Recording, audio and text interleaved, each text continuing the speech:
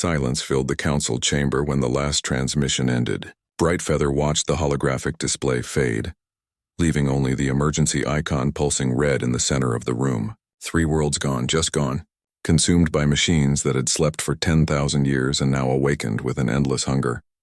The bird-like delegate from the Chorus civilization spread her wings in distress.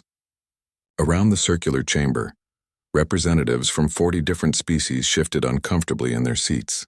The crystalline prism delegates refracted light nervously through their bodies. The aquatic depth ambassadors bubbled anxiously in their water tanks. "We must evacuate the outer territories," suggested Clear Thought, a prism elder whose body glowed pale blue with worry.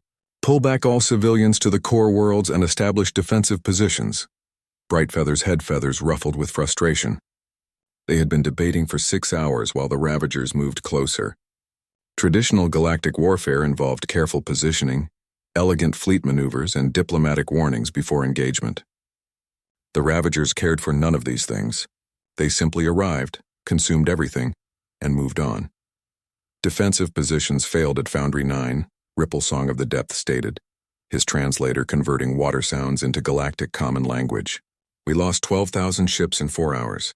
Our weapons barely scratch their hulls. They adapt faster than we can strategize." The room fell silent again. Every species present had achieved spaceflight through cooperation and peace. Their weapons were designed for deterrence, not destruction. War was something they studied in historical archives, not something they practiced. The Ravagers represented something their civilizations had never faced. An enemy that could not be reasoned with, could not be bargained with, and would not stop. Brightfeather made her decision. She accessed her personal datapad and pulled up a file marked with warning symbols. The file had existed for 200 years, updated regularly by scout ships but never seriously considered, until now. "There is one option we have not discussed," she said quietly.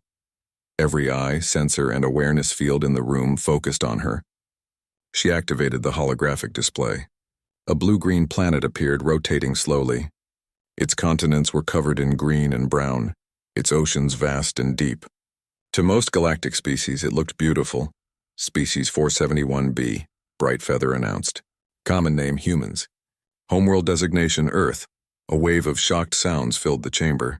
Chirps, crystalline chimes, bubble bursts of alarm. Everyone knew about Earth. It was the cautionary tale told to young ones across the galaxy. A high-gravity nightmare where the dominant species had evolved through constant warfare, where the weather could kill, where the predators hunted in packs, where even the plants could be deadly. "You cannot be serious," Clear Thought said, his crystal body flashing red with alarm. "That is a quarantined death world. The inhabitants are barely civilized. Our scouts report they still engage in territorial conflicts. They consume other living creatures for sustenance. They have thousands of languages and cannot even agree among themselves. They also," Brightfeather continued, pulling up additional data, "possess a spacefaring civilization spanning their entire star system. They have divided their planet into cooperative territories with shared resources. They have eliminated most large-scale conflicts through diplomacy. And according to our latest intelligence, they have developed faster-than-light capability within the last 10 years. She brought up images of human spacecraft. Unlike the smooth, elegant curves of galactic vessels, these ships looked brutal, angular, purpose-built. Some were clearly military. Others appeared to be industrial vessels, mining ships, cargo haulers. But all of them shared one characteristic. They looked like they were built to survive anything. Their planetary environment has an atmospheric pressure that would crush most of our species," Ripplesong observed. "Gravity 0.8 times standard. Temperature variations from -40 to +50 degrees. Tectonic instability, frequent storm systems, volcanic activity. How did they even achieve civilization? By adapting," Brightfeather said simply. "By surviving. By becoming the most persistent species in their biosphere through pure determination." She paused. Their planet tried to kill them for millions of years. They thrived anyway. When faced with extinction, they innovated. When faced with disaster, they rebuilt. When faced with predators, they became the dominant predator. She pulled up one final image. It showed a human in environmental gear, standing on their moon looking back at their home planet. The image was from their early space era, taken with primitive technology. But something about it made the entire council chamber go quiet. They went to their moon before they had proper computers, Brightfeather said softly. They went using chemical rockets that failed more often than they succeeded. They went because they looked up and decided nothing would stop them. Not technology, not danger, not even death. The council members looked at each other. The proposal was insane. Contact with a deathworld species? Invite them into galactic space? Give them access to council territories? Every regulation, every safety protocol, every piece of conventional wisdom said no. But the Ravagers were coming. And conventional wisdom was dying. I call for a vote, Brightfeather announced. Do we contact the humans and request aid? The voting took 20 minutes. It was the closest decision in council history. 47 in favor, 45 against, 8 abstaining. The motion passed. Brightfeather immediately activated the quantum-entangled communication beacon. It would take hours to reach Earth's solar system, but the message was clear. We are dying. We need help. Please respond. On Earth, in a facility beneath the mountains of North America, Admiral Patricia Cole watched the alien transmission decode itself on her screens. The message played in broken English, translated by computers that had never encountered this language before. But the meaning was unmistakable. She picked up her phone and made 3 calls. 1 to the President, 1 to the UN Secretary General, 1 to Space Command Headquarters. Mobilize everything, she said simply. We have aliens. They need help. We're going. Across Earth, militaries activated. Scientists gathered. Engineers began modifying ships. Volunteers lined up by the thousands. Humanity had spent its entire existence fighting to survive on a planet that tested them every single day. They had dreamed of the stars, wondered if anyone else was out there, hoped for first contact. Now contact had come. And it came with a plea for help. Humanity's answer was immediate and unanimous, yes. The warp gate shimmered with energy as the first human vessel emerged into galactic space. Then another, then 10 more, then 50. Within an hour, over 300 ships had arrived at coordinates near Harmony 7, the diplomatic station where first contact would officially occur. Brightfeather watched from the observation deck, her feathers trembling with emotions she could not name. The human fleet looked nothing like any spacecraft she had ever seen. Where galactic vessels curved and flowed with artistic grace, these ships were sharp angles and flat surfaces. They looked aggressive even at rest. Many appeared to be modified civilian craft with weapons hastily attached. Some still had corporate logos painted on their hulls. They brought everything, Clearthought whispered beside her. Military vessels, cargo ships, mining equipment, hospital barges. They brought their entire spacefaring capability. We asked for help, Brightfeather replied. They brought help. The human diplomatic shuttle approached Harmony 7 with cautious precision. When it docked, the entire council delegation waited in the reception hall. Environmental controls had been adjusted to accommodate the Deathworlders. Temperature increased to 18 degrees. Gravity raised to 0.9 standard. Atmospheric pressure elevated significantly. The other delegates were already struggling. The chorus delegates panted with the effort of moving in the heavier gravity. The prism beings dimmed their luminescence to conserve energy. Even Ripplesong looked uncomfortable in his reinforced water tank. The airlock opened. 5 humans stepped through. They wore simple uniforms, dark blue with minimal decoration. They moved with easy confidence despite the heavy gravity that exhausted other species. Their eyes scanned the room with focused intensity, cataloging threats and exits within seconds. Predator eyes, alert eyes, soldier eyes.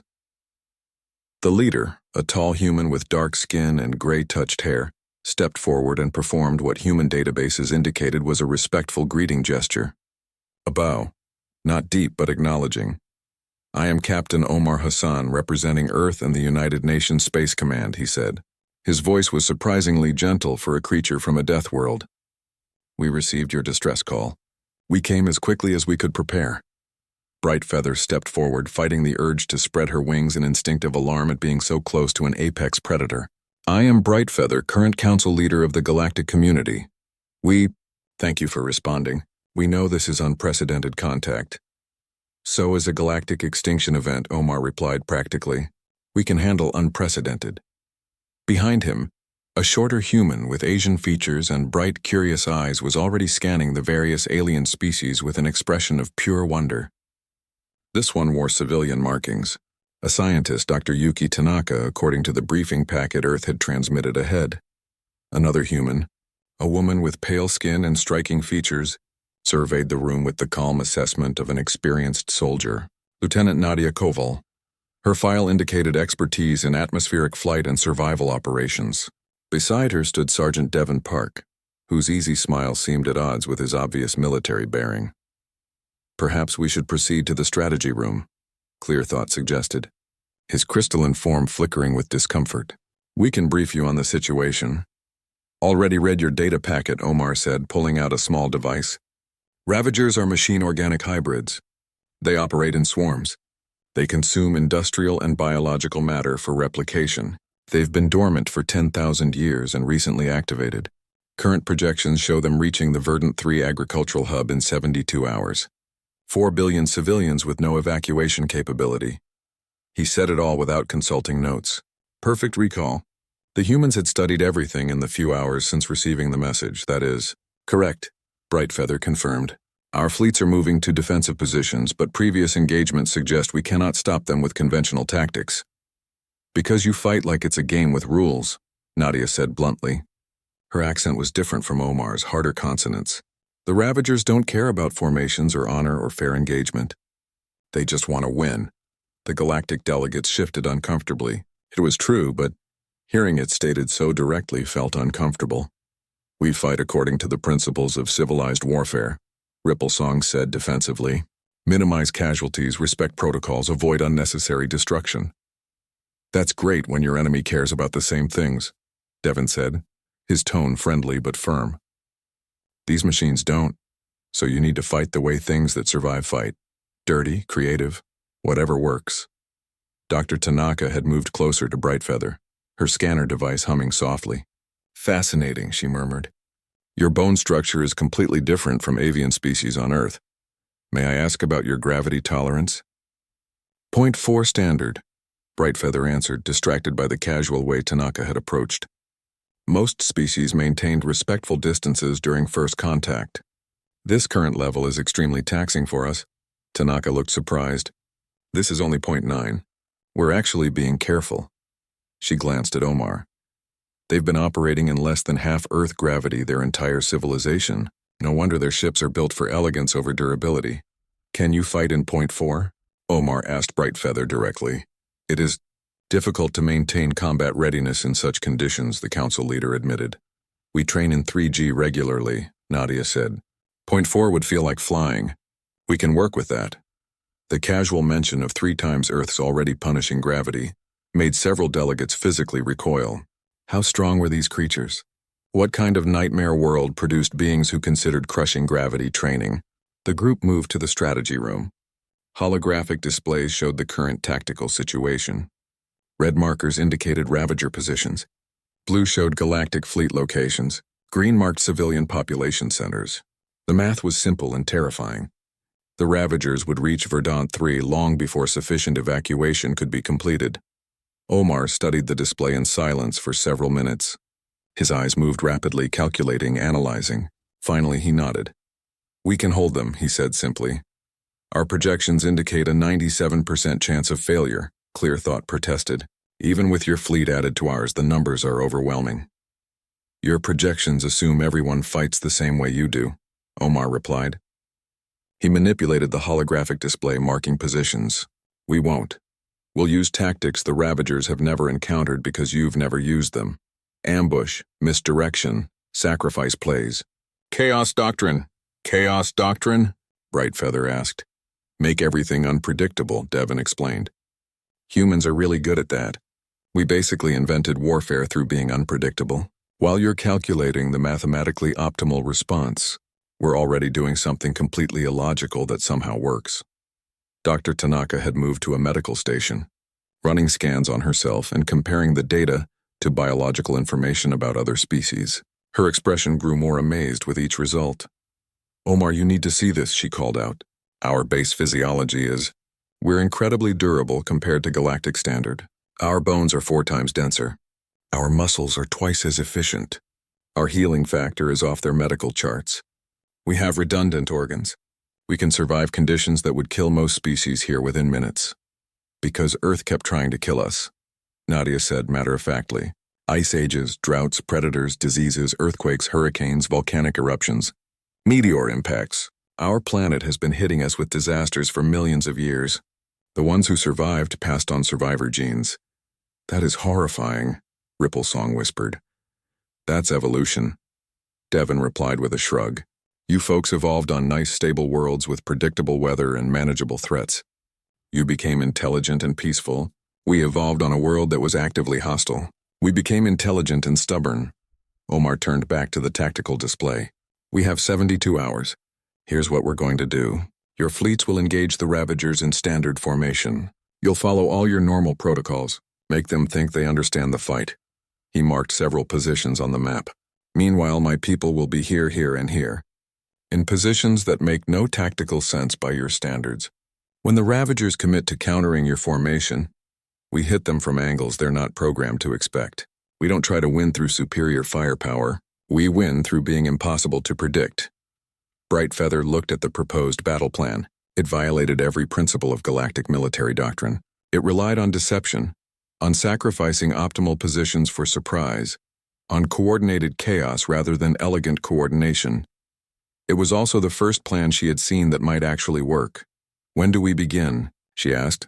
Omar's smile was predatory. Now, we're already moving. Sleep is optional when your planet taught you to function on pure adrenaline. The humans left to coordinate with their fleet. The galactic delegates remained, processing what they had just encountered. They are terrifying, Clearthought said softly. They are hope, Brightfeather corrected. We called for warriors. They sent survivors, and survivors know how to win. The galaxy's SOS reached humanity. Deathworlders mobilized instantly. Part 3 First Battle. Verdant 3 lived up to its name. The planet's surface was covered in vast agricultural networks that fed billions of depth dwellers across the sector. From orbit, it looked peaceful. Green continents, blue oceans, white clouds drifting lazily across hemispheres. In 48 hours, the Ravagers would arrive and turn all that beauty into raw material for their endless replication. Nadia adjusted her fighter's controls, feeling the familiar weight of her helmet and the gentle pressure of the flight suit against her skin. Around her, 300 human pilots prepared their craft. The ships were small, fast, and according to galactic engineers who had examined them, absurdly fragile. They relied on pilot skill rather than heavy armor. They turned faster than physics should allow. They were designed for atmosphere combat, which meant they could maneuver in ways space-only vessels never anticipated. All wings report ready, she transmitted. Her fighter squadron included pilots from 12 nations. They spoke different languages in the barracks but flew with one voice in combat. That was humanity's gift. They could disagree about everything and still fight as one when it mattered. Below her position, the galactic fleet had formed up in traditional defensive formation. Beautiful spherical arrangements that provided overlapping fields of fire. Mathematically optimal positioning. Predictable. Safe. Exactly what Omar wanted the Ravagers to see. Hidden in the shadow of Verdant 3's larger moon, the human fleet waited. No formation. No pattern. Just clusters of ships positioned seemingly at random. Cargo haulers filled with improvised explosives. Mining vessels with cutting lasers repurposed as weapons. Even a few colony ships that had been hastily armed. Nothing matched. Nothing looked military. Everything was ready. Ravager fleet detected, the communication channel announced. Estimated arrival in 20 minutes. Nadia felt her heart rate increase slightly, adrenaline entering her bloodstream, her body preparing for combat the way it had been programmed through millions of years of hunting and being hunted. She breathed slowly, controlling it, using it. Fear was information. Excitement was fuel. Together they made a warrior. The Ravagers emerged from their faster-than-light travel in perfect formation. 10,000 drone ships, each identical, each 2 kilometers of mechanical efficiency. They moved like a school of fish, thousands of units acting as one organism, beautiful in their own way, terrifying in their implication. The galactic fleet opened fire first. Energy weapons lit up space with brilliant colors. Missiles streaked toward their targets. Defensive fields shimmered into existence. It looked impressive. The Ravagers' shields absorbed 90% of the damage. Their armor handled the rest. Then the Ravagers returned fire. Their weapons were precise, calculated. They identified the mathematically optimal targets and fired. 3 galactic ships exploded in the first volley, 5 more in the second. The elegant formation began to crumble as ships moved to cover gaps, maintain integrity, follow doctrine. "They're adapting." Brightfeather's voice came through the command channel, tight with stress. "Just like before. They're learning our patterns." "Let them learn the wrong lesson," Omar replied calmly. "Human fleet execute dispersal pattern nonsense 7. Nadia almost smiled at the pattern name. Nonsense 7. Whoever wrote the human tactical manual had a sense of humor. She pushed her fighter forward, breaking from the moon's shadow. Around her, hundreds of fighters did the same. But they didn't form up. They scattered. Some went high. Some went low. Some spiraled. Some flew straight. There was no pattern because pattern meant prediction, and prediction meant death. The Ravager targeting systems hesitated for exactly 2 seconds. Their programming tried to identify the threat formation. Failed. Defaulted to nearest target priority. By then, Nadia was already among them. Her fighter screamed between 2 Ravager drones. So close her shield sparked against theirs. She fired her weapons at point-blank range into a weak point her briefing had identified. The sensor cluster. Not enough to destroy the massive ship, but enough to blind it. Enough to make it useless. Around her, other pilots were doing the same. Not trying for kills? Going for sensors, for communication arrays, for the small vital systems that kept the drones coordinated. Death by 1,000 cuts, each cut tiny. Each cut precise. The Ravagers tried to swat them. Like a human trying to hit a mosquito, their massive weapons tracked the tiny fighters, fired, missed. The humans were too fast, too erratic, too impossible to predict. They flew like they were insane. Because by galactic standards of safe flying, they were. Devon watched from his position on a modified mining ship. His engineering team had spent the last 40 hours converting standard mining charges into space-capable weapons. The charges were designed to crack asteroids. They would do interesting things to Ravager armor. Reading multiple Ravager drones breaking formation to pursue fighters, his tactical officer reported. "Perfect," Devon said.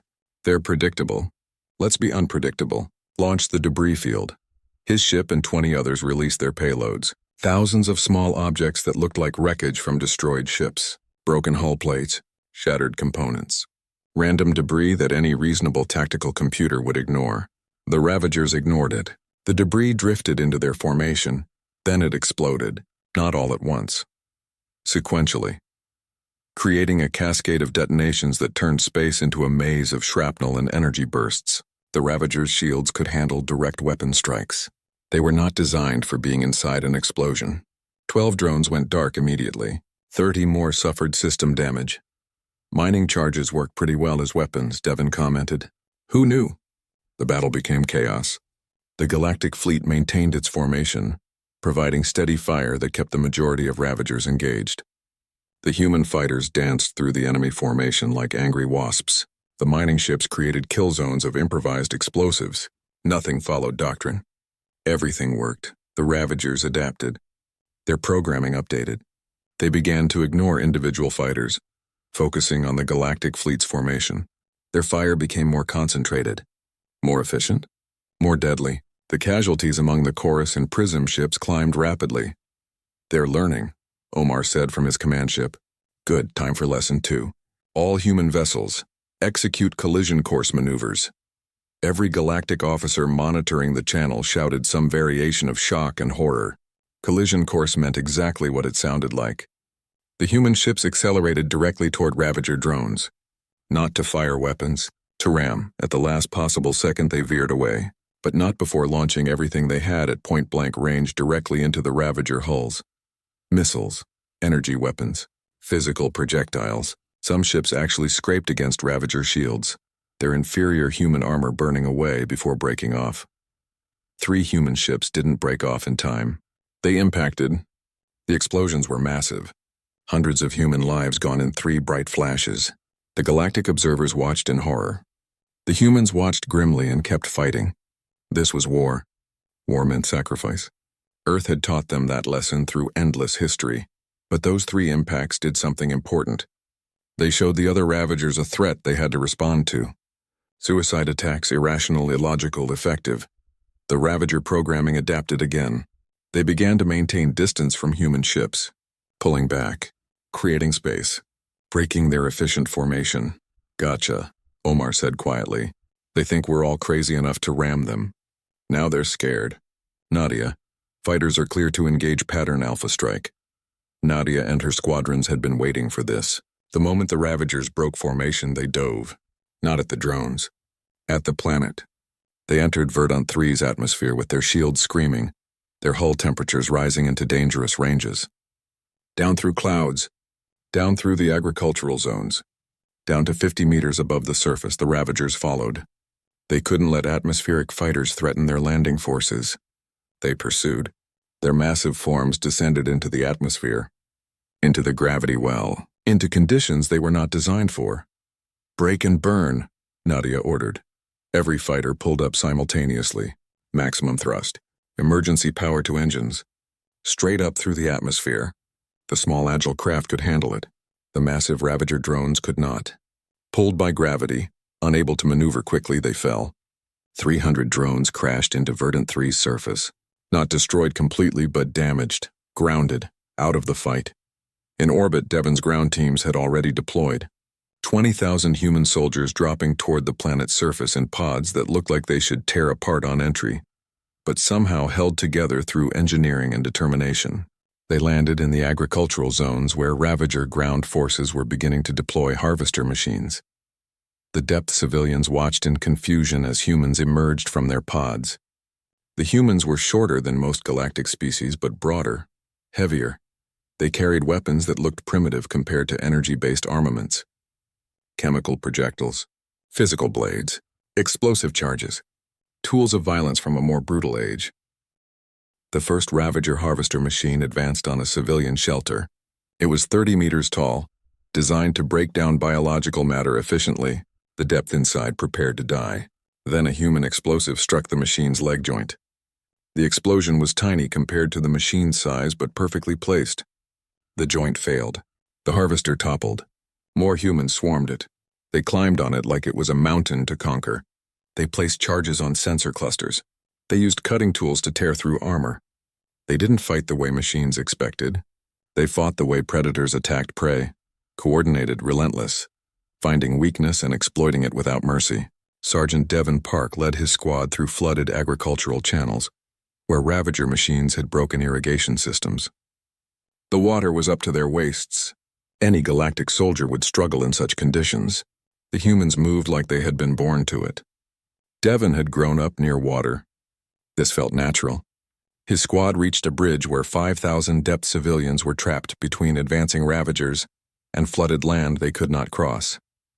The depth were aquatic, but these were juveniles who could not survive in the chemical-laden agricultural water. "Hold this position," Devon ordered. "No matter what." His squad of 12 humans set up defensive positions, improvised barriers from debris, firing positions that overlapped, backup plans for when the first plan failed. They had enough ammunition for maybe an hour of sustained combat. The Ravager forces numbered in the hundreds. The battle lasted 14 hours. The humans held. They took wounds and kept fighting.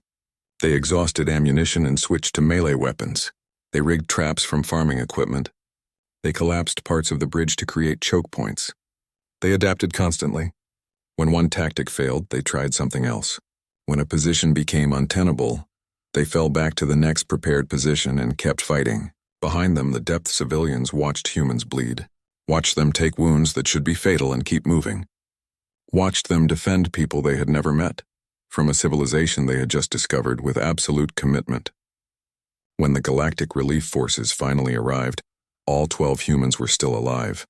Barely, covered in injuries, exhausted beyond what should be survivable, but still standing, still ready to fight if needed. 5,000 depth civilians were alive because 12 humans decided they would be.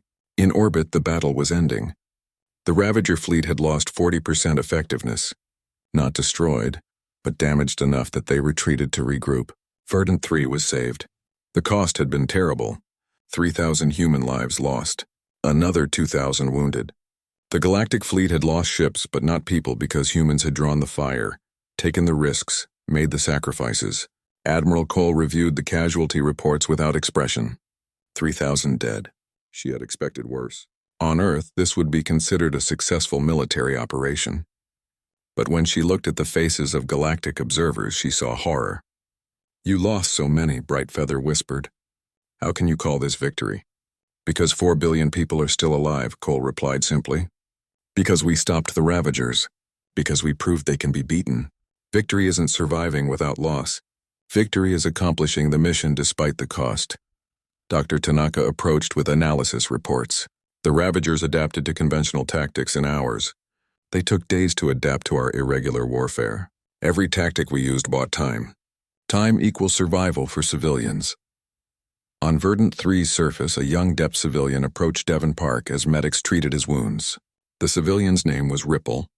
They communicated through translation devices. "Why did you fight for us?" Ripple asked. "Your people died for strangers." Devon looked at the young Depth for a long moment. "Because someone needed help. Because we could help. Because it was the right thing to do." He paused, wincing as a medic sealed a deep cut. "Where we come from, there's an old saying. All that is necessary for evil to win is for good people to do nothing. We chose to do something." Ripple would remember those words. So would billions of others who watched humans fight that day. The galaxy had called for help. Humanity had answered. And they had shown everyone what it meant to be survivors. The galaxy's SOS reached humanity. Deathworlders mobilized instantly. Part 4, The Deathworld Advantage, Dr. Yuki Tanaka examined the biological comparison charts for the 5th time, convinced her equipment must be malfunctioning. The numbers could not be correct. They suggested something impossible. She ran the analysis again using Prism medical technology. Same results. She checked with Depth biological databases. Same results. The conclusion was unavoidable and terrifying. Humans were biologically aberrant by galactic standards. She presented her findings to a combined session of human commanders and galactic scientists. The conference room was packed with representatives from dozens of species, all wanting to understand what they had witnessed at Verdant 3. How had humans survived injuries that should be fatal? How had they fought for hours beyond normal endurance limits? How had they recovered from wounds in days that should take months to heal? The average galactic species, Tanaka began, displaying a holographic model of comparative anatomy, evolved on planets with stable environments, moderate gravity, predictable weather, few large predators. Your evolution favored intelligence over physical robustness. You became smart enough to avoid danger rather than tough enough to survive it. She rotated the display to show a human anatomical model. Humans evolved differently. Earth's environment was unpredictable and hostile. We couldn't avoid danger because danger was everywhere. So we evolved redundancy. She highlighted the human circulatory system. We have a 4-chambered heart that can maintain function even with significant damage. Our blood carries oxygen with extreme efficiency. We can survive the loss of 40% of our blood volume. Most galactic species would die at 20% loss. Clear Thought's crystalline form flickered with disbelief. That seems excessive. Why would evolution favor such redundancy? Because humans who could survive massive trauma were more likely to reproduce than humans who died from moderate injuries, Tanaka replied. She switched to skeletal structure. Our bones are reinforced with calcium and phosphate to a density 4 times galactic average. They have to be. Earth's gravity is crushing by your standards. Our bones can support extreme weight and impact forces. She pulled up muscular system comparisons. Human muscle tissue is twice as efficient at converting chemical energy to mechanical force. We evolved to chase prey for hours across open terrain. Persistence hunting.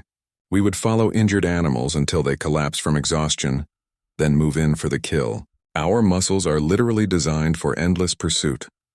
Brightfeather shifted uncomfortably on her perch. The idea of chasing something until it died from being too tired to escape was horrifying. What about your healing capabilities? We saw soldiers with severe injuries return to combat within days. Tanaka nodded. Human healing factor is exceptional. We can regenerate damaged tissue rapidly. Broken bones knit in weeks instead of months. Wounds seal themselves. Our immune systems are hyperactive because Earth has millions of disease organisms. We've been fighting plagues and parasites for our entire evolutionary history. Our bodies learn to fight back aggressively. She displayed one final chart. Perhaps most importantly, we have adrenaline, a hormone that floods our system during danger.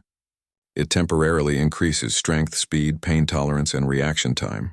It lets us perform beyond normal capability for short periods. What you saw at Verdant 3 was humans operating under adrenaline enhancement. We were literally chemically augmenting ourselves for combat. The room fell silent as the implications sank in. Humans were not just tough. They were built from the ground up to survive impossible situations. You are all damaged, Ripplesong said quietly. Your entire species is wounded in a way. Your planet hurt you so much that you evolved around the pain. Maybe, Tanaka admitted. Or maybe we evolved to thrive in the hurt. Earth taught us that survival requires toughness, so we became tough. Omar had been listening carefully. Now he spoke up. This is useful information, but we need to apply it practically. We won at Verdant 3, but barely. The Ravagers learned from that battle. They will adapt. We need to teach galactic forces how to think like humans, how to use unpredictability as a weapon. This began what human soldiers would later call the crash course in chaos. Omar took personal responsibility for training chorus pilots in irregular warfare tactics. The first lesson was simple: stop flying in formation. You fly in spherical defensive arrangements, he explained to a group of confused chorus aviators. It is mathematically optimal for overlapping fields of fire. It is also completely predictable. The Ravagers calculate your position before you arrive. They are waiting for you. He pulled up footage from Verdant 3 showing Nadia's fighter squadron. Watch how humans fly. No pattern. Each pilot makes independent decisions. Sometimes we fly close together. Sometimes we spread out. Sometimes we do something that makes no sense. The Ravagers cannot predict chaos. A chorus pilot named Windsong clicked her beak in frustration. But how do we coordinate without formation? How do we ensure coverage? Trust, Omar replied simply. You trust your wingmates to be where they need to be. You communicate constantly. You adapt to each other. Formation is rigid. Trust is flexible. The chorus struggled with this concept. Their entire civilization was built on order and structure. Flying chaotically felt wrong. But they tried. Slowly, painfully, they began to understand. When Windsong scored her first kill by doing something completely illogical that confused a Ravager targeting system, she finally got it. Nadia worked with depth defenders on surface combat tactics. The depth were aquatic but could function on land with environmental suits. They moved slowly and carefully, trying to minimize exposure. This made them easy targets. You move like prey, Nadia told them bluntly. Prey gets hunted. You need to move like predators.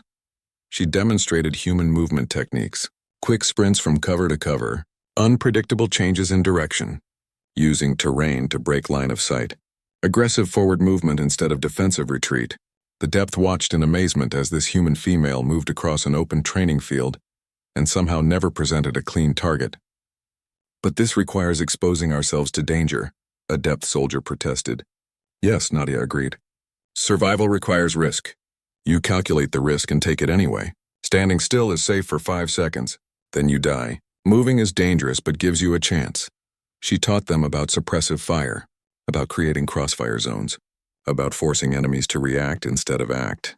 The depth began to understand that combat was not about being safe. It was about being more dangerous than your opponent. Devon ran engineering workshops on improvised weapons and defensive positions. He showed galactic engineers how to turn civilian equipment into military assets, how to create explosives from common chemicals, how to fortify structures that were never designed for combat, how to set traps and ambushes. Your technology is more advanced than ours, he explained. But you think of technology as tools for building. We think of everything as potential weapons. A cargo hauler is also a battering ram. A mining laser is also a cutting weapon. A water pump can be a projectile launcher. The galactic engineers were simultaneously impressed and disturbed. Humans looked at peaceful objects and saw violence. It was creative. It was frightening. It was effective. Between training sessions, Devon spent time with Ripple. The young depth had attached himself to the human squad, fascinated by their mentality. They sat together in a recreation area, Ripple in his water-filled suit, Devon drinking something hot from a container. Why do humans fight? Ripple asked. You could have stayed on Earth. You did not know us. You owed us nothing. Devon considered the question carefully. My grandfather told me once that the only thing necessary for evil to win is for good people to do nothing. The Ravagers are evil. Not because they choose to be, but because they destroy without choice. Someone has to stop them. We can, so we must. But your people die, Ripple pressed. 3,000 at Verdant 3. Do their lives not matter? Of course they matter, Devon said quietly. Every single one. But they chose to fight knowing the risk. We all did. Because 4 billion lives matter more than 3,000. That is the math.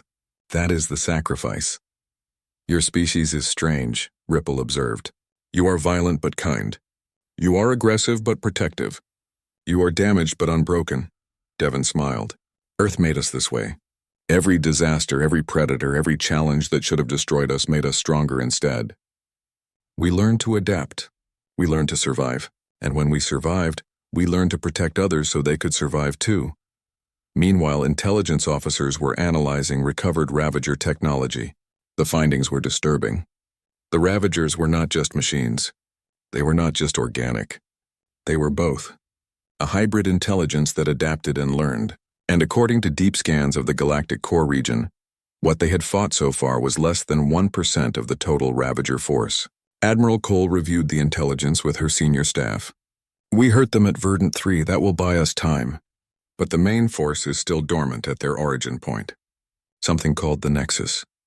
If it fully activates, the entire galaxy dies. Then we do not let it activate, Omar said firmly.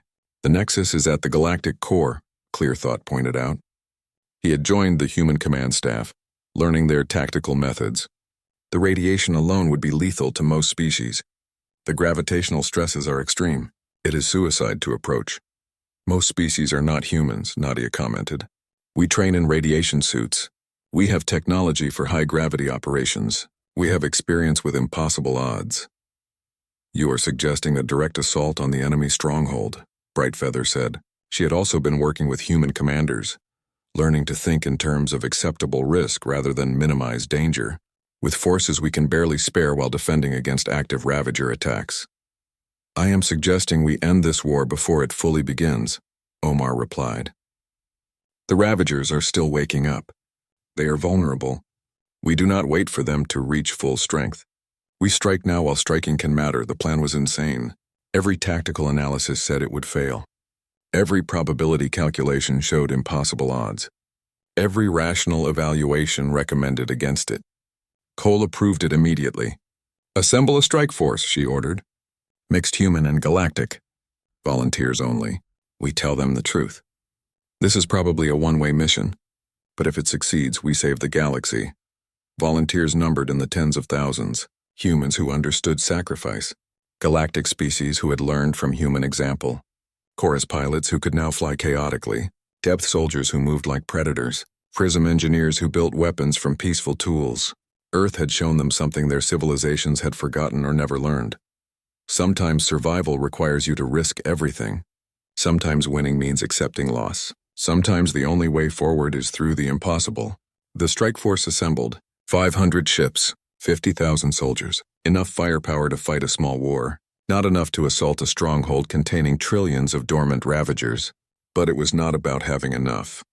It was about doing what needed to be done. Earth's greatest lesson to the galaxy. You do not need overwhelming force. You need overwhelming will. The fleet departed for the galactic core. Behind them, defensive forces held the line against active Ravager incursions. Ahead of them, certain death waited. Between them and death lay only determination. On Earth, people watched the broadcasts and prayed to their various gods and hoped desperately.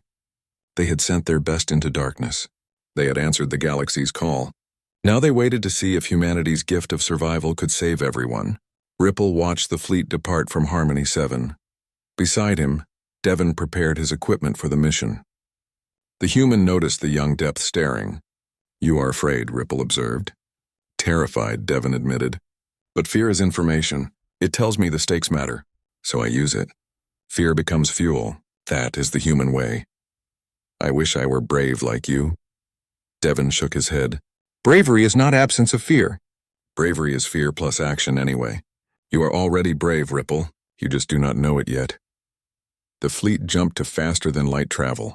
Destination the Nexus, mission impossible. Chance of success calculable but not worth calculating.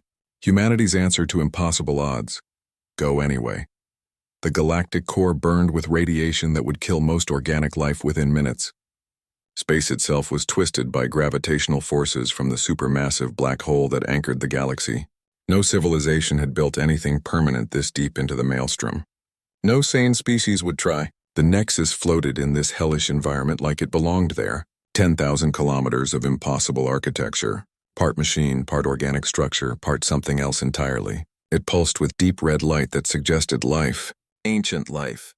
Malevolent life. Surrounding it, millions of dormant Ravager drones waited in perfect geometric formations, waiting to be awakened, waiting to consume. Admiral Cole watched the tactical display update as human sensors mapped the structure. The numbers were worse than predicted. The Ravagers they had fought at Verdant 3 represented 0.01% of this force. If the Nexus fully activated, every civilization in the galaxy would fall within months. Radiation levels are climbing, reported Lieutenant Chen from her science station. She wore a rad suit under her uniform, as did everyone on the bridge. Even with the ship's shielding, exposure was climbing to dangerous levels. We have maybe 6 hours before accumulated dose reaches critical. Then we work fast, Cole replied. She opened a channel to the fleet. All ships execute dispersal. Make them think we are many instead of few. The human and galactic fleet scattered into the void. No formation. No predictable pattern. Ships use the intense radiation as cover, hiding in the electromagnetic chaos. The few Ravager sensors that detected them could not get clean readings. The defenders saw threats everywhere and nowhere. Paranoia as a weapon. Omar led the assault team final briefing. 500 soldiers, human, chorus, depth, prism. Every species that had learned human tactics. Every individual who understood the mission was suicide but chose to go anyway. They gathered in the assault ship's bay, checking equipment, making peace with mortality, preparing for the impossible. Our objective is simple, Omar explained, highlighting a structure deep within the Nexus.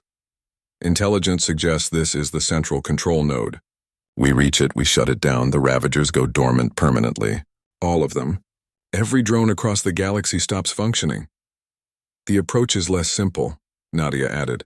She displayed a three-dimensional map of the Nexus interior. We breach here, navigate through 17 kilometers of hostile territory, reach the core, survive long enough to activate shutdown protocols, easy. Her sarcasm was obvious. Several soldiers laughed nervously. Humor in the face of death. Very human. The Galactic volunteers had learned this too. Dr. Tanaka stood with the assault team despite being a civilian. I volunteered, she had said when questioned. Someone needs to interface with alien technology. I understand xenobiology. I go. Devon checked his equipment one final time. Weapons, explosives, cutting tools, climbing gear, emergency medical supplies. Enough to fight a war in compressed space. He caught Ripple watching him. The young Depth had somehow gotten cleared for the mission. Devon still was not sure how. You should have stayed back, Devon said. You taught me that bravery is fear plus action, Ripple replied through his translator. I am afraid, but I act anyway. I learned from you. Devon could not argue with his own lesson. He checked Ripple's environmental suit seals. Everything secure. The kid would probably die. They probably all would. But they would die trying. That counted for something. The assault ship approached the Nexus under full stealth systems. Outside, the main fleet engaged the awakening Ravager defenders. Energy weapons lit up the void. Explosions bloomed and died in silence. Ships maneuvered and fired and died and fought anyway. Buying time. Buying minutes that cost lives. Each second purchased with blood and metal. Nadia piloted the assault ship through defense grids that should be impossible to penetrate. But humans had been doing impossible things since they climbed down from trees and decided to walk upright into a world full of predators. She flew like she was insane, because by any reasonable standard she was. The ship's frame groaned. Alarms screamed. She ignored them all. Breach point in 30 seconds, she announced. The ship slammed into the Nexus hull. Cutting lasers activated. Metal shrieked and parted. The assault team piled through before the structure could seal. They entered into nightmare. The interior of the Nexus was not built for any life form humans understood. Gravity shifted randomly. Some corridors had no gravity. Others had crushing weight. The atmosphere was toxic. Temperature fluctuated between freezing and boiling. The structure itself was alive in ways that hurt to observe. Walls pulsed. Surfaces moved. Nothing was stable. Spread out, Omar ordered. Teams of 10. Multiple approaches. Even if they stop some of us, someone gets through. The 500 divided into 50 teams. Each took different routes through the mapped pathways. Each knew the others were probably dying in parallel corridors. Each kept moving anyway, because stopping meant failure and failure meant extinction. Devon's team navigated through sections where gravity was 3 times Earth normal. The Galactic team members struggled. Devon and the other humans moved with practiced ease. They had trained for this. Earth's gravity was already punishing. 3 times Earth normal was just very difficult instead of impossible. They helped their galactic comrades sharing the load, moving as one organism. They encountered automated defenses, weapon systems that emerged from walls, combat drones that looked like smaller versions of the Ravagers. The team fought through each ambush. Humans taught galactic soldiers to use cover, to flank, to be aggressive instead of defensive. The lessons applied in real time with real consequences. Nadia's team took a route through vacuum sections. No atmosphere, just hard radiation and zero gravity. She led them through the void like it was just another training exercise. When defensive drones attacked, she used their own weapons against them, shot one until it exploded, used the debris as cover, shot the next, created a chain reaction of destruction. Dr. Tanaka's team moved through organic sections where the walls were clearly alive. Biological sensors tracked their movement. The structure tried to seal them in, to digest them like food. Tanaka analyzed the biological systems in real time, identifying weaknesses, figuring out how to hurt something that should not be able to feel pain. She used human knowledge of biology as a weapon. Earth had taught humans how to kill living things efficiently. She applied those lessons to alien biology. Casualties mounted. Teams disappeared from communication. Soldiers died to traps, died to defenses, died to simple environmental hazards that were not designed to kill but killed anyway. The assault team was being whittled down. 500 became 400. 400 became 300. The numbers dropped, but the survivors kept moving. Omar's command team reached a junction point where multiple surviving teams converged. 20 teams had made it this far. 200 soldiers. 40% casualties already. And they were only halfway to the objective, but they were still moving. Still fighting. Still alive. Central core is 2 kilometers ahead, Omar reported. Defense concentration is extreme. This will be costly. Everything has been costly, Nadia replied. Her armor was scorched, her weapons half depleted, but her voice was steady. We do not stop now. The final approach was warfare compressed into pure violence. Ravager combat units poured into the corridor. Not drones. Actual combat platforms designed for close quarters. The battle became brutal. Humans used grenades in confined spaces, used melee weapons when ammunition ran out, used their bodies as weapons when nothing else worked.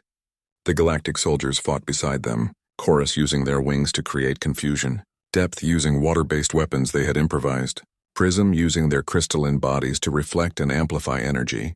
Everyone had learned human lessons. Everyone had become predators. Devon's squad held a choke point while the main force pushed forward. 12 soldiers against endless enemies. The fight was impossible. They fought anyway. Devon took wounds. Kept fighting. Took more wounds. Kept fighting. His body was running on adrenaline and determination. His brain was running on simple mathematics. Hold for 5 more minutes. Then 5 more. Then 5 more. Add them up and maybe it was enough. Ripple fought beside him. The young Depth had never been in real combat before this mission. Now he fought like he had been born to it, learning in real time, adapting, surviving, becoming what he needed to become. Devon felt proud despite the situation. The kid was going to die here, but he would die as a warrior. The main force reached the central chamber. The control node was exactly where intelligence predicted, a massive organic-mechanical hybrid that pulsed with deep red light. Tendrils extended from it in all directions. It was beautiful in an alien way. It was also the heart of genocide. It had to die. Dr. Tanaka approached with her analysis equipment. I need 5 minutes to decode the shutdown protocol. You have 3, Omar replied. After that, we will not be able to hold them. She worked with focused intensity. Her fingers moved across alien interfaces. Her mind processed xenobiology at impossible speed. She had studied 100 species technology to prepare for this. Now she applied everything simultaneously. Around her, the remaining assault force formed defensive positions. 80 soldiers left from 500. They had lost 420 people getting here. Now they had to hold long enough for those deaths to mean something. The Ravagers came in waves. Combat platforms designed to kill. Autonomous weapons with no mercy subroutines. The defenders fired until weapons overheated. Fell back to secondary positions. Fired again. The dead became barricades. The wounded kept fighting. Nothing stopped until it could not move. Devon's position was overrun. His squad had held for 7 minutes. It was enough. The main force had reached the core. He fell back with Ripple, both of them wounded, both of them running on willpower. They reached the central chamber as Tanaka cracked the interface. "I have it," she shouted. "Shutdown protocol located. It requires manual activation from inside the reactor core." Everyone understood immediately. The reactor core meant lethal radiation. Even humans could not survive the exposure long enough to complete activation. This was a suicide button. Someone had to press it knowing they would not come back. Omar stepped forward. "I will do it." Devon grabbed his arm. "No, you are needed for what comes after. You know strategy. You know how to lead. The galaxy needs you." He looked at the remaining soldiers, looked at Ripple, looked at the future that might exist if someone made this choice. "I am just an engineer. I can activate a switch." "Devon, no," Ripple protested. "Yes," Devon replied simply. "Someone has to, I can." "So I must," he smiled. "You taught me that. All of you. Humanity's lesson to the galaxy. When something needs doing, you do it." The memorial stretched across an entire district of Harmony 7. 18,000 names carved in every written language the galaxy knew. Human names. Each one representing a life given freely. Each one representing someone who answered the call when the galaxy needed help. The monument was simple. Just names and a single phrase in galactic common, "Earth protects." Brightfeather stood before it during the dedication ceremony. Millions of beings from hundreds of species watched through live transmission. She spread her wings in the traditional chorus gesture of highest respect. "We called into the darkness," she said, her voice carrying across the plaza. "We called because we were dying. We did not expect answer. When answer came, it came from a world we feared. From people we did not understand. From warriors who became heroes." She gestured to the names. "These humans did not know us. They owed us nothing. They came anyway. They fought anyway. They died anyway, because they believed in something we had forgotten. That strength means protecting the weak. That survival means sacrifice. That the only way to face darkness is to bring light." Around her, galactic dignitaries from every major civilization stood silent. Many had voted against contacting Earth. Many had called humans barbaric, dangerous, uncivilized. Now they stood at a monument to human sacrifice and felt shame. Admiral Cole represented Earth at the ceremony. She wore full military dress. Her face showed no emotion. She had attended too many funerals, said goodbye to too many soldiers. The names on the wall were not abstract to her. They were people she knew, led, sent to die. After the speeches, she stood alone before the monument. Found one name among thousands. Devon Park, engineer, sergeant, hero. He had volunteered knowing the mission was suicide. He had died activating the shutdown. The galaxy existed because he chose to act. "You did good," she said quietly to the name. "You all did good." A young depth approached her, Ripple. He had survived the Nexus assault. Barely. He carried scars now. Physical and otherwise. But he was alive because Devon held a bridge. Alive because humans fought impossible odds. "Ambassador Cole," Ripple said. He used her new title. Earth had been given full council membership immediately after the war. Cole had been made ambassador by unanimous vote of all human nations. "I wanted to thank you. Your people saved mine." "My people did what needed doing," Cole replied. "Nothing more." "They did everything," Ripple corrected. "They showed us what we had forgotten. How to fight, how to sacrifice, how to survive." He gestured to the memorial. "Every species in this galaxy owes Earth a debt we can never repay." "Then do not try to repay it," Cole said. "Just remember it. Remember that when someone needs help, you help. That is the debt. Pass it forward." The galactic political structure had changed fundamentally. Earth was not just a member of the Council. Humans were designated protector species, given military authority, asked to lead defense initiatives. Other Deathworld species were being contacted and invited into the community. The galaxy was learning that peaceful civilizations needed warriors to remain peaceful. Nadia had retired from active military service. She worked now with the Joint Aerospace Program, teaching chorus pilots, developing new ships that combined galactic elegance with human durability. She flew test flights through impossible maneuvers and pushed boundaries. Old habits. Your design specifications are insane, Winsong told her. The chorus pilot had become Nadia's closest friend. This ship should not be able to perform these turns. Should not and cannot are different things, Nadia replied with a smile. Earth taught us that everything is possible until proven otherwise. Then we prove otherwise wrong. Winsong clicked her beak in amusement. Working with humans had taught her to laugh at danger instead of fleeing from it. Her entire squadron flew differently now. More aggressive, more creative, more alive. They had learned from the best. Dr. Tanaka led the Xenobiology Research Institute. Her team studied how diverse biologies could work together, how to modify environments so multiple species could coexist comfortably, how to share technology across different biological frameworks. Her work would shape galactic society for centuries. She collaborated with scientists from dozens of species. The prism taught her about energy-based life. The depth showed her aquatic evolutionary paths. She shared human understanding of adaptation and survival. Together they made discoveries that benefited everyone. Your species is remarkable, Clearthought told her during one research session. His crystalline body had become familiar, friend-shaped. You adapt to any environment. You survive any challenge. How? We had no choice, Tanaka replied simply. Earth did not give us easy options. Adapt or die. We chose adapt. Then we chose to help others adapt. That is humanity's gift. We survived the worst and want to help everyone else survive too. Omar became director of the Joint Defense Academy. He trained soldiers from every species, taught them human tactics, taught them human philosophy, taught them that winning required more than firepower, required will, required sacrifice, required caring enough to fight for strangers. The Academy's first graduating class was diverse. Humans alongside Chorus, alongside Depth, alongside Prism, alongside dozens of others. They learned to fight together, to trust each other, to become more than individual species. They became defenders, protectors, warriors for peace. On graduation day, Omar addressed them. You come from worlds that never knew war. You go forward into a galaxy that now knows war is sometimes necessary. This is not celebration. This is acknowledgement. Evil exists. Darkness exists. And someone must stand against it. He gestured to the mixed species formation. You are that someone. You learned human tactics. Now learn human purpose. We fight not because we love violence. We fight because we love what violence protects. Peace, life, future. Remember that. The graduates recited their oath, created by humans but adapted for everyone. We stand for our homes. We stand for the galaxy.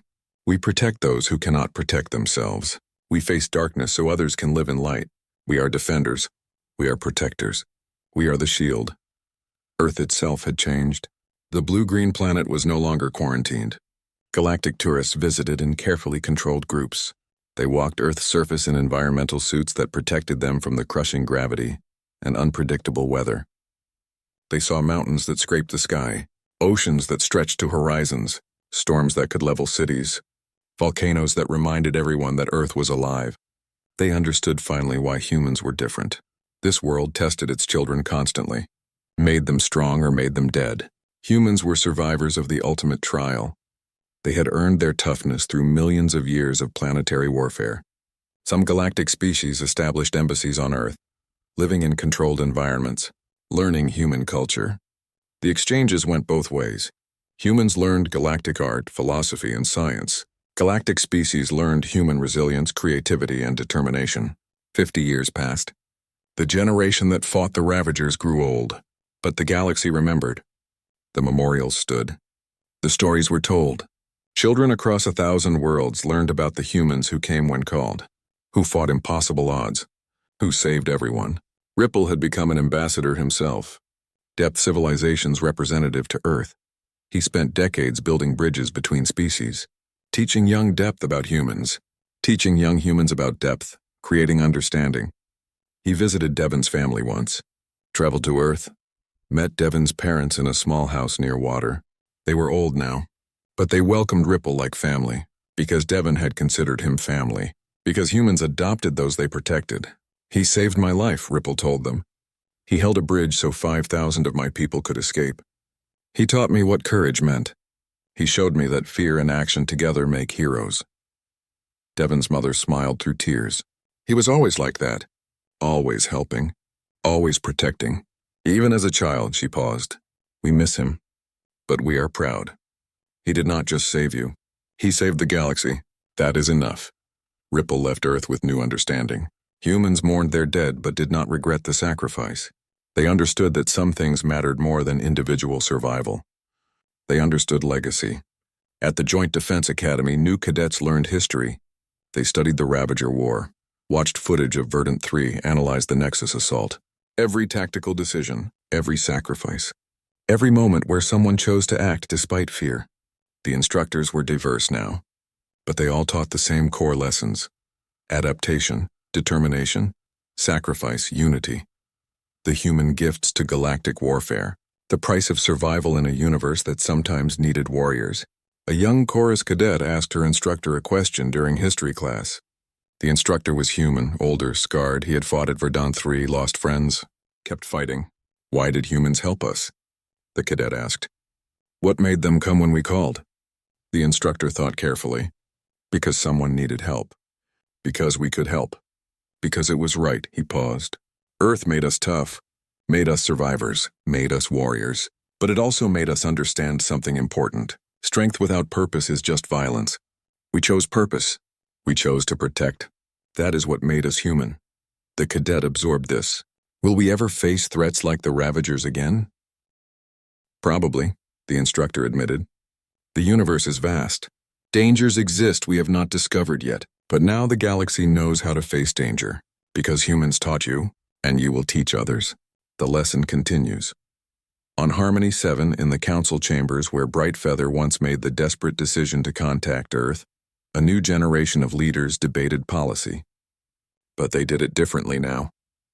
With human observers, with Deathworld perspectives, with understanding that survival sometimes required uncomfortable choices.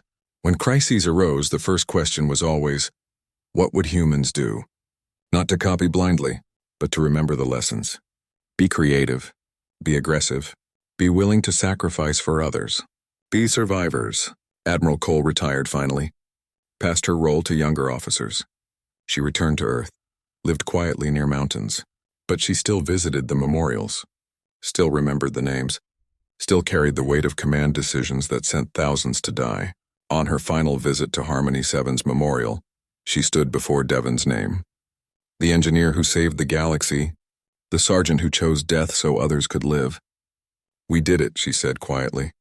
We answered the call. We showed them what Earth taught us. We protected. She touched the carved name gently. You protected, rest well. Mission accomplished. Across the galaxy, on 1,000 worlds, in 1,000,000 schools, children learned about the humans, about Earth, about the Deathworld species that came when called. They learned that strength came from adversity, that courage came from fear plus action, that the